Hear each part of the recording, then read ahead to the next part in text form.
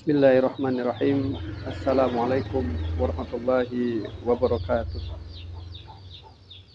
Alhamdulillahirabbil alamin. Asbahna ala fitratil Islam wa kalimatil ikhlas wa ala dini Nabi Muhammadin nabiyya wa rasulah. Radina billahi rabba wa bil islami dina wa bi Muhammadin nabiyya wa rasulah. Asyhadu an la ilaha illallah wahdahu la syarikalah wa asyhadu anna Muhammadan abduhu wa rasuluh la nabiyya ba'da wa ba'du. Para pemirsa yang dimuliakan oleh Allah Ta'ala, pada kesempatan yang berbahagia ini kita bersyukur kita dipertemukan dengan Ramadan yang mulia ini. Kemudian salawat dan salam semoga tetap menjadi hadiah terindah untuk baginda Rasulullah SAW. Pemirsa yang dimuliakan oleh Allah Ta'ala, pada kesempatan yang berbahagia ini kita akan membicarakan tentang puasa dan juga kesehatan, terutama tentang bagaimana puasa berfungsi untuk mengendalikan metabolisme tubuh kita. Tentu jamaah yang berbahagia dimanapun berada, setiap syariat ada hikmah dan juga manfaat, termasuk syariat puasa. Adapun beberapa hikmah, 3 hikmah dari ibadah puasa dari sisi kesehatan.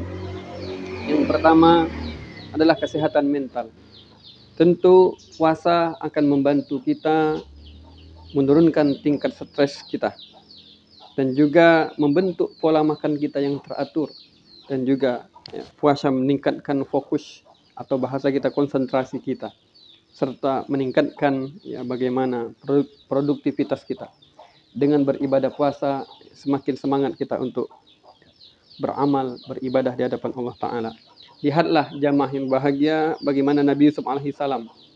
Ketika Nabi Yusuf ditanya kenapa beliau tetap beribadah puasa, menahan diri dari makan, minum berlebih, dan juga sekaligus menikmati harta, kelebihan harta yang dimiliki ketika sudah menjabat sebagai seorang menteri, kemudian menjadi pemimpin dari sebuah negeri. Beliau menjawab jamaah yang berbahagia, inni akhafu an asba fa ansal ja'i. Aku takut jika terlalu kenyang, aku lupa dengan saudaraku yang sedang dalam kelaparan. Begitulah puasa pada hakikatnya mendidik kita. Semakin kita berpunya, semakin tinggi jabatan kita, semakin sadar pula kita bahwasannya itu adalah bekal kita untuk tetap mengabdi kepada Allah semata. Kemudian jamaah yang bahagia, pemirsa yang dimuliakan oleh Allah Ta'ala, hikmah yang kedua dari kesehatan fisikal kita.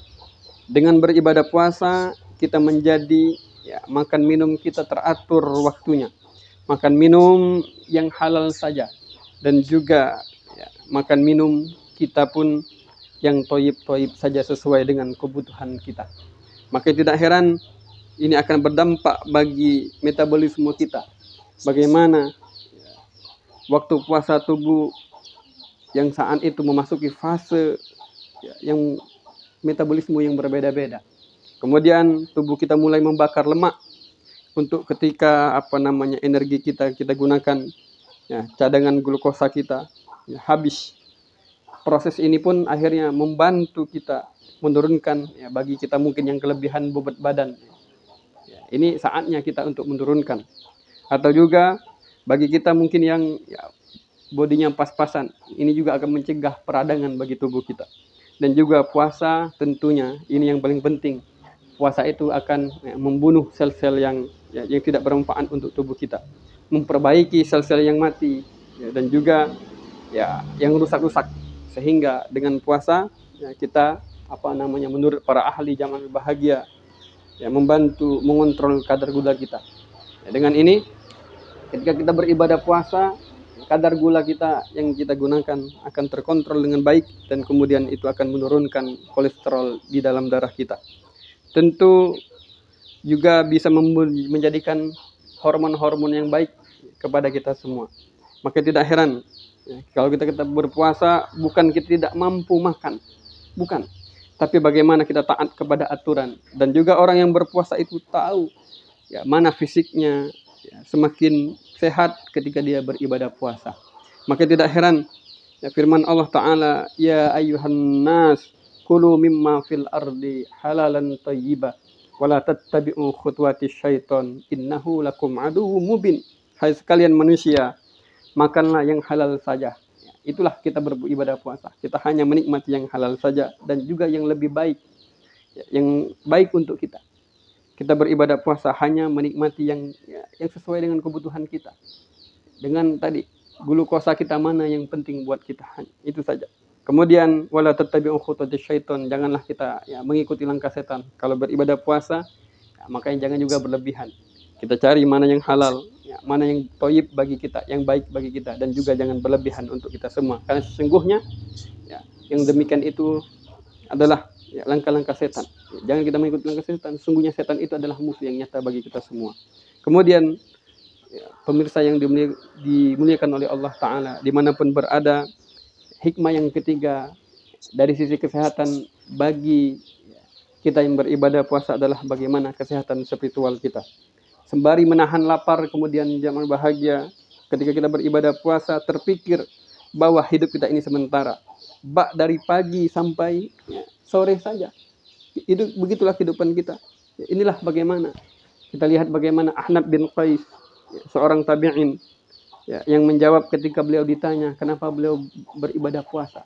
Kemudian kata beliau, inni u'idduhu li safarin tawil.